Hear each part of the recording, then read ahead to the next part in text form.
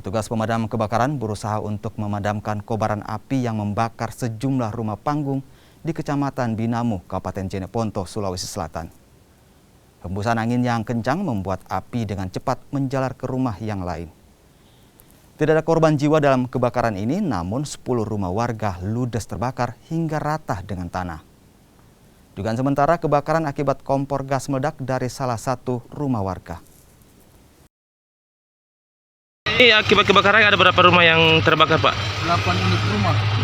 3 rusak ringan. Kalau untuk pemicu kebakaran ini, Pak, apa pemicunya, Pak? Untuk sementara dari warga Petugas. Gas, Pak, ya. Keterangan dari warga. Kalau untuk korban jiwa sendiri, apakah ada korban jiwa, Pak, atau seperti apa? Iya, tidak ada. Kalau untuk pemadam kebakaran yang dikerahkan di lokasi ini ada berapa unit, Pak? 4 unit. Kalau untuk